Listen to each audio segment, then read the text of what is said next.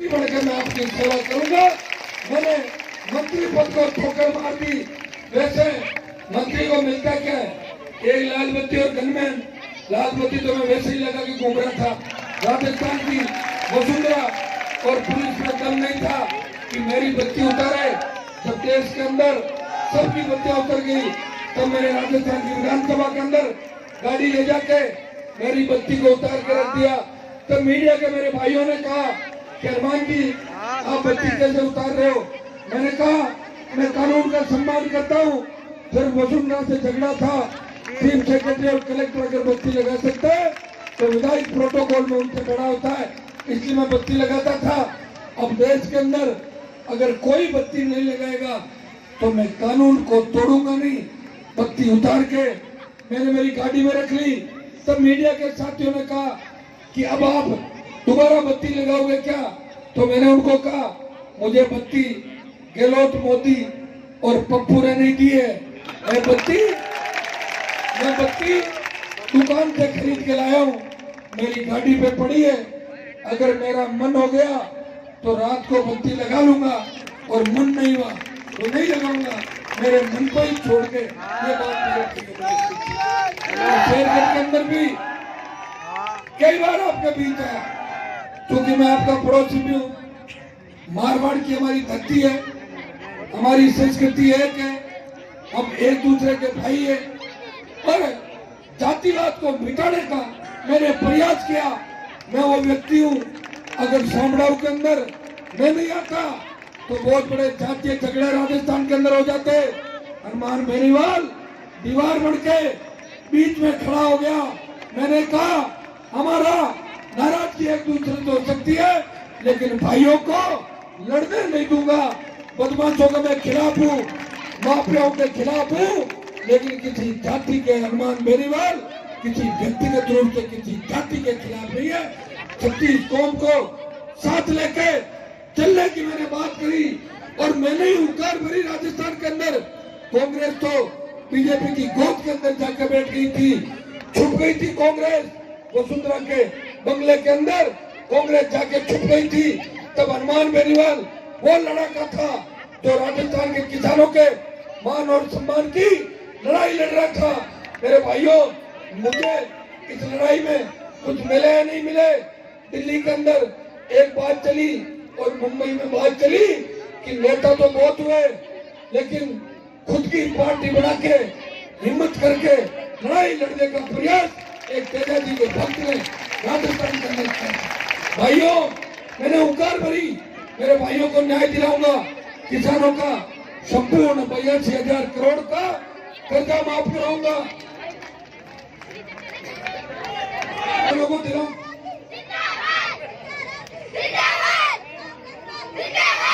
तुम्हारे वोट लगते हैं, अब तो वोट है तुम्हारा, सुबह सुबह जाके डाल देना। मैंने कहा मुफ्त बिजली राजस्थान के किसानों को मिले, 4 लाख खाली पद भरे जाए। और की धरती पे 5 लाख किसान जवान इकट्ठा हुए और मेरी हुंकार का ही परिणाम था कि मध्य प्रदेश, महाराष्ट्र के अंदर किसानों के बड़े आंदोलन हुए और संपूर्ण देश में कर्ज माफी के आंदोलन को हवा मिली और कई जगह सरकारों ने कर्जे माफी किए। मेरी दूसरी मुफ्त बिजली की जो मांग थी, टोल मुक्त राजस्थान की मांग थी, नागौर की धरती से मैंने बाड़मेर के अंदर हुंकार भरी और बाड़मेर में जब मैं गया तो 5 लाख का रिकॉर्ड टूट गया। संख्या 7 लाख पहुंच गई बाड़मेर के अंदर।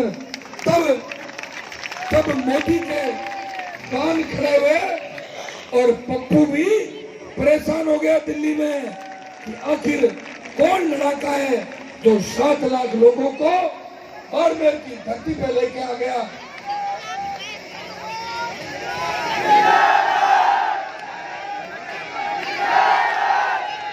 भाइयों, मोदी पप्पू के जो कान खड़े हुए, पाकिस्तान सरकार ने मिलिट्री को अलर्ट कर दिया कि 7 लाख लोग बॉर्डर पे क्या कर रहे हैं, कहीं अटैक नहीं करते। पाकिस्तान को भी मैंने डरा दिया था उसमें। तीसरी ओंकार बीकानेर और चौथी सीकर की धरती में भरी और पांचवी ओंकार से पहले वसुंधरा ने मुफ्त बिजली की घोषणा भी कर दी। स्टेट हाईवे टोल मुक्त किए, 50,000 का कर्जा माफ किया और 1 लाख नौकरियां भी निकाली।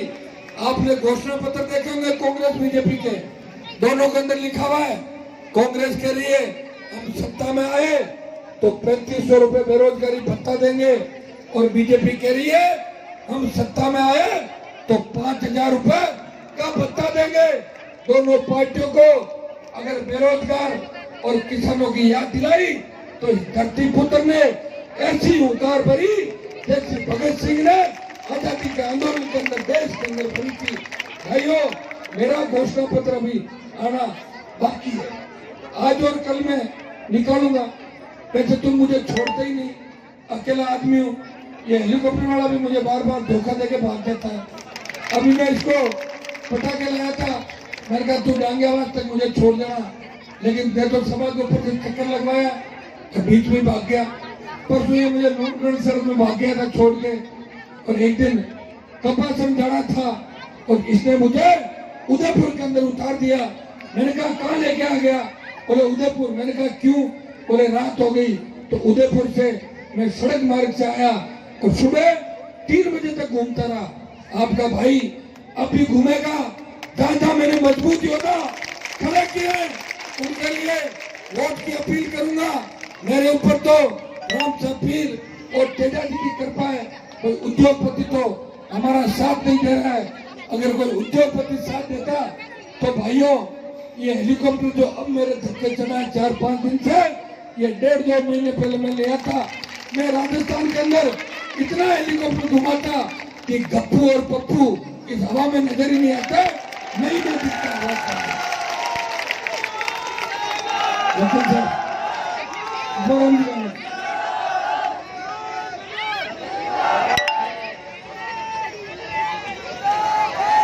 मैं मेरे दलित मुसलमान भाइयों से निवेदन करने के लिए आया हूं कि मेरी नई पार्टी के अंदर सबसे ज्यादा टिकट अगर मैंने दी है तो मेरे दलित भाइयों को सबसे ज्यादा टिकट दी है। शेरगढ़ की सीट रिजर्व जनरल सीट है, जनरल सीट है कि नहीं है? जनरल सीट में मैं अगर चाहता तो जाट और राजपूत भी मेरी टिकट पे चुनाव लड़ना चाहते थे। मैंने कहा मैं तगाराम जी भील को जबान दे चुका, इसे टिकट तगाराम जी को दूंगा।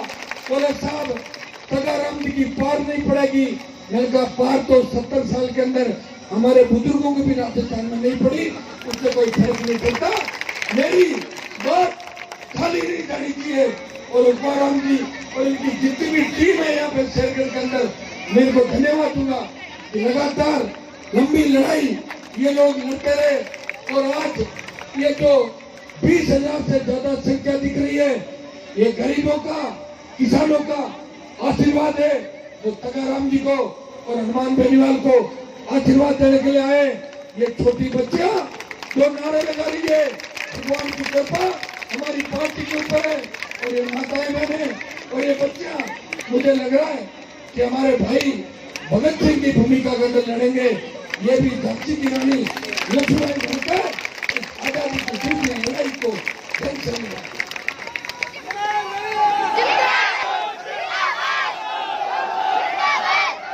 वो ऐसा है, मैं जब आया था ना तो जल्दबाजी में था।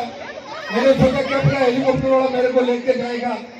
जब वो बीच में छोड़ के भाग गया तो आप चिंता मत करो, मैं कई देर आपके बीच में हुआ भी रुकूंगा। इससे आप आराम से मेरा स्वागत भी कराना, साफा भी बनवाना और माला भी पहनाना, पूरी मन की निकाल लेना। आधा पौन घंटे पूरा टाइम तगाराम जी को दूंगा। इन्होंने हेलीकॉप्टर में कहा उतरा, लोग किया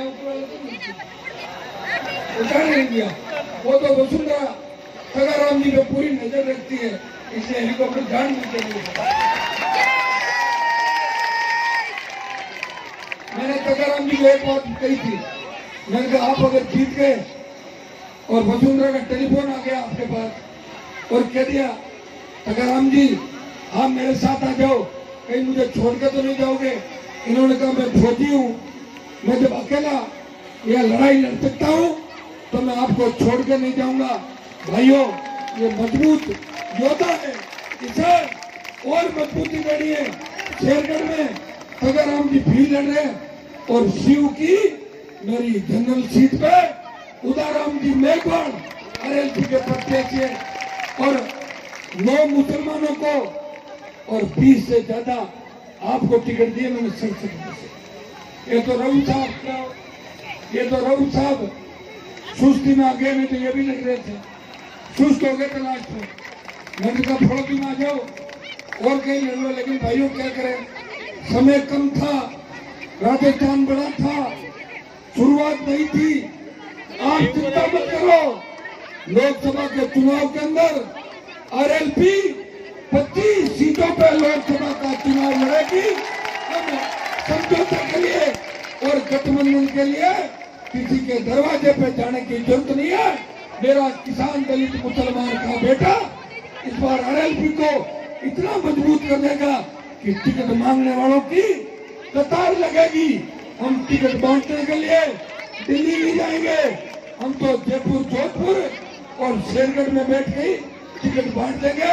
और आपसे खुद से 10 लाख लोग जयपुर की धरती पर आए थे।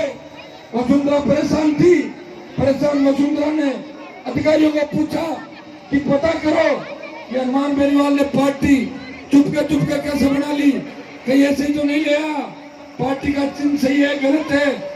और इसलिए भी परेशान थी कि मेरी है बोतल तो मेरी है, ये इनको कैसे मिल गई।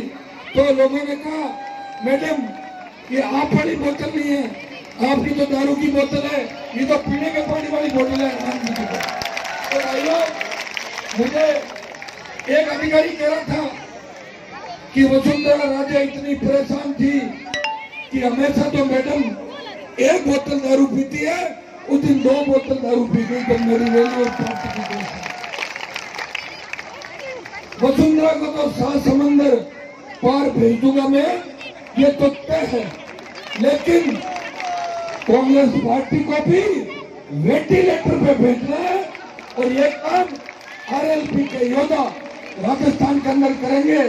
भाइयों, मेरी बड़ी इच्छा थी कि मैं 2 चक्कर हेलीकॉप्टर के लगा था और तगाराम जी को हेलीकॉप्टर में बिठा के डांगियावास भेजा था, लेकिन हेलीकॉप्टर वाला भाग गया और दिन भी छिपने के होता है। नहीं सारी बातें मैं क्या करूं, बच्चों की राजनीति करता हूं, चलते चलते तो सेल्फी के लिए मेरे आगे आ जाते हो और चलते चलते कंधे पे उठा के ऊपर कर देते हो।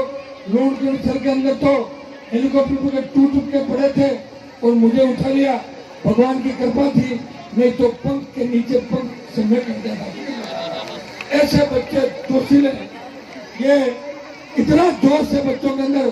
तो मेरे भाइयों, अब 2 दिन का समय आपके पास बचा है। तगाराम जी गरीब किसान के बेटे, आप ये मत सोचना कि कैंप के अंदर हलवा पूड़ी नहीं बनी, ये मत सोचना कि मजा नहीं आ रहा है। एक काम करो, मजा तो कांग्रेस और बीजेपी के कैंप का ले लो और वोट तगाराम जी को डाल दो, तब जाके काम बनेगा। इस बोतल को मजबूत कर दो। इस बोतल के पानी से कांग्रेस और बीजेपी ने जो राजस्थान के अंदर गंदगी फैलाई है, इस गंदगी को बोतल से धोके मैं बंगाल की खाड़ी के अंदर डाल दूंगा। ये भरोसा मैं शेरगढ़ के अंदर दिलाने के लिए आपके बीच है।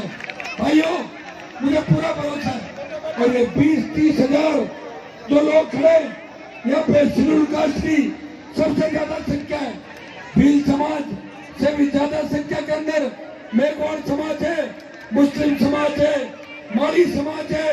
मैं समस्त समाजों से आह्वान करता हूँ कि अपनी अंतरात्मा की आवाज पे वोट डालना और शेरगढ़ को दूसरी आजादी दिलाना।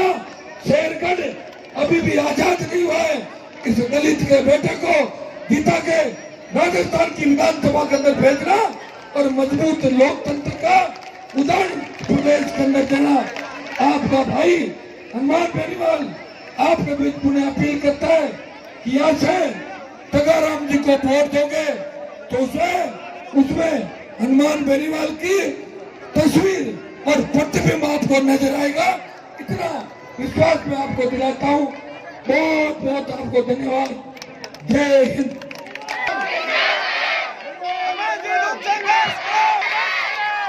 Vamos,